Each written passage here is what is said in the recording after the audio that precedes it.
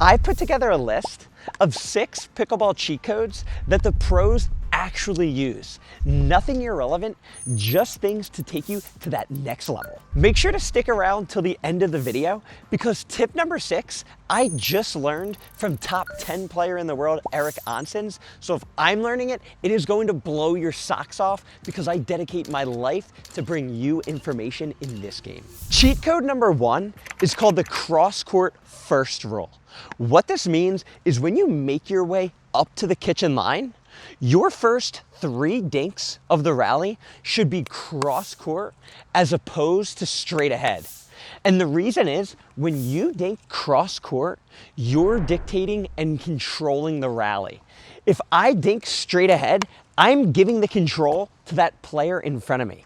The player who dinks cross court first is in control, so you want to go up and dictate the pace as opposed to give away your control. The reason this is so important is because it's very difficult to hit an aggressive dink straight ahead. You're normally just tapping a dead dink because you don't want your opponent to reach in and attack it.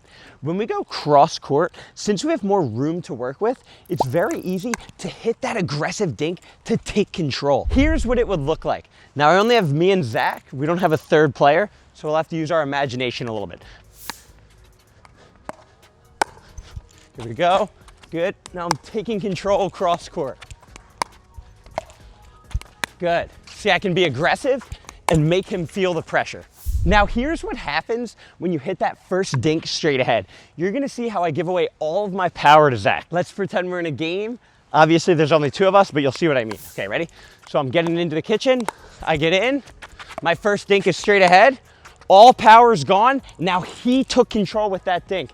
I want to avoid that. I want the control. Cheat code number 2 is how tight you should be gripping the paddle. This is where 95% of amateurs go wrong.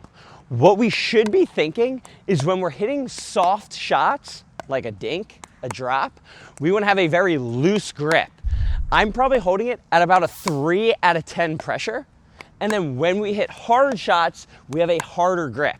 And the reason behind that is when we have a loose grip, we want the ball to absorb off of our paddle like a sponge. When we have that tight grip, there's no flex, it's gonna pop. I'm dinking with a soft grip. The ball's gonna stay low and nice in control. Watch what happens when I keep everything the same, but I simply tighten my grip. So watch this. Now I'm tightening like an 8 out of 10. See that? I'm hitting it the exact same, but it's popping. Look, form is the exact same, it's popping.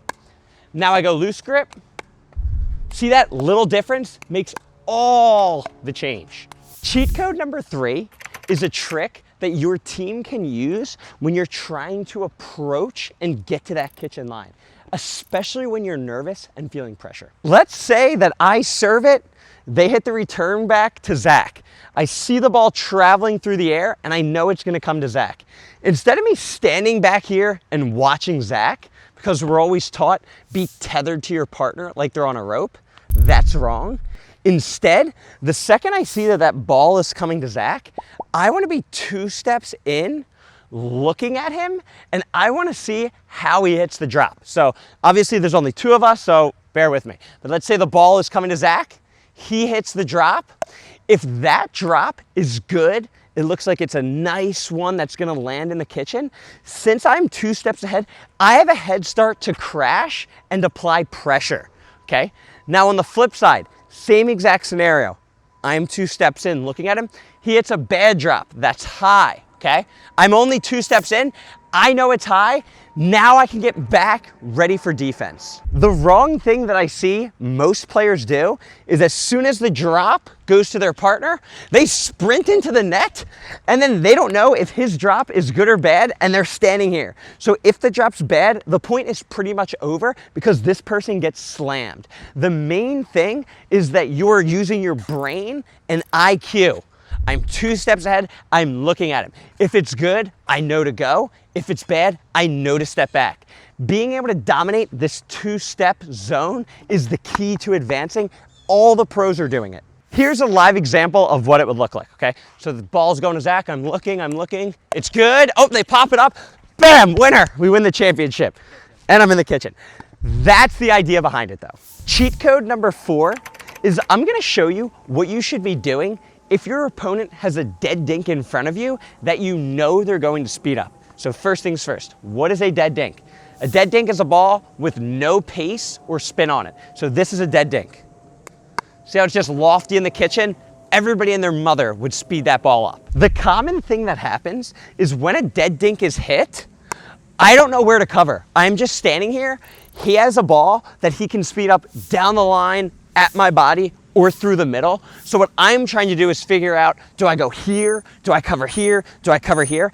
I don't know, there's too many options. So the trick that I want to teach you is wherever that dead dink lands on the opponent's side, right before they go to hit the ball, I want you to put the center of your chest directly in front of it. So check this out. Let's say the ball's over there, bouncing right in that corner. Right before the guy is gonna hit it, I'm gonna step here. This way, I only have to cover my body because I'm covering the direct route of the ball. Here's what it looks like. So check this out, next level stuff, okay? Watch me. Good, perfect. The second it landed there, he's gonna hit it.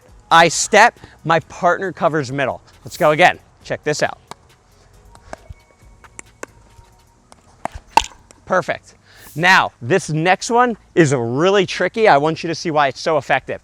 Now, if the ball is hit to Zach's inside foot, so like here, I still want to get my body in front of the ball because the angle works the same. Watch this, you'll see exactly what I mean. So check this out. Good, so see that? He's there. I'm protecting the spot he can go. He can't go this way. If he goes this way, the ball's gonna go out like it just did. All he can do is hit a dink this way. But if he hits it hard, it's out. So knowing, understanding, and playing the angles is the key to getting better. Cheat code number 5 is something super subtle, but was instrumental in getting my game to where it is today. Especially if you don't have a tennis background, you are going to benefit from this tenfold. When you're lining up to drive the ball, whether it's a third shot drive or another shot, it's very important that when that ball comes to us, our first step is forward into the ball. Look at this foot, into the ball. What people without a tennis background do is that ball's coming to them and they step actually backwards to hit this shot. This throws off the entire shot. So this is what I see, ball's coming. See that? My weight's backwards. The right way is watch this lead foot. Ball's coming, bam. That momentum is how the ball is hit hard.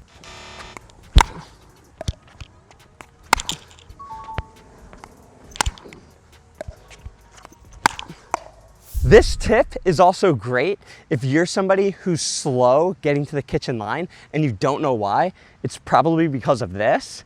Because if we hit off our front foot, look where my weight is. I'm already inset in the court. It's perfect. Where if I hit that shot off my back foot, look, I'm back here and then I have to go. That's the difference from you being up to the kitchen line, here, ready to rock, or you being back here. Cheat code number 6, I'm super excited to share with you because I just learned about this myself. I've been making these videos forever. Top 10 PPA player Eric Oncins brought it to my attention. I can't wait to show you. It's for when you're hitting your backhand flick. So when I would play games with Eric, when I would get a backhand flick, my shot would always go this way. Why? Because my natural swing path with the flick is here. I can only hit this shot here. I cannot go down the line. My flick always has to go cross. I thought I only had this option because I just wasn't good enough. I'm like, how do these pros flick the ball down the line, through the middle? What are they doing?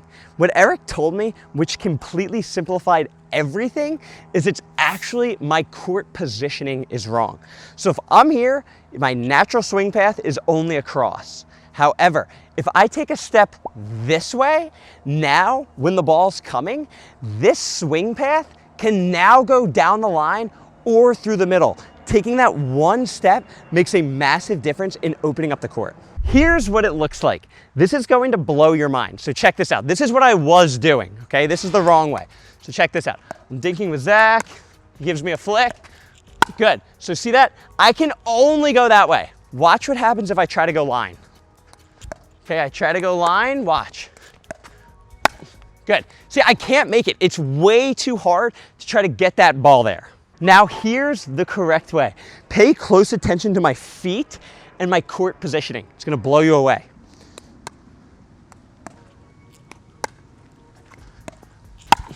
Bam. So what did I do? I read that I hit a good dink to Zach, and what I did was I took a step this way, so now my natural swing path allows me to go line like this because my core positioning is more here, okay? I took that step when I anticipated that he was gonna go out wide aggressive, and I'm like, oh, if I can flick it, now I have both options. From here, I can go line or through the middle or cross court, as opposed to me being planted out here. My only option is to go cross. Here's a few more examples just so you can see how deadly this is, because I can go literally anywhere on the court by taking one step. Fantastic. Here we go. Check this out. So I'm dinking with Zach, take my step, I go middle. Okay, let's go again. Dinking with Zach, take my step, I go cross. Look at that, bam. I'm dinking with Zach, take my step. Literally every single option on the court. So when I take that step, I just see which spot is open, where the opponent's covering, and then I attack the other spot. It makes the game so easy. Thanks for making it till the end of the video. If you found this valuable, make sure to subscribe. I post a video like this every single week, and comment down below. Your comment could pop up on a future video just like these. I'll catch you next week. YouTube thinks you should watch this video next, and so do I. Keep getting better at pickleball.